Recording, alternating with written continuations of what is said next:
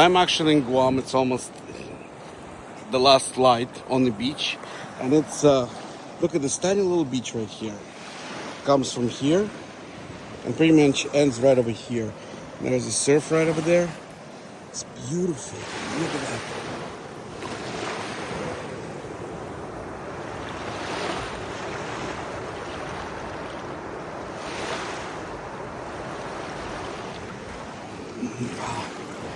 That is the beauty of Guam, is that you can sometimes find tiny little beaches like this with coconuts on them right here, greenery, and just out of nowhere.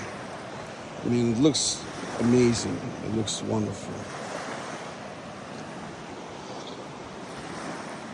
Yep, definitely worth it.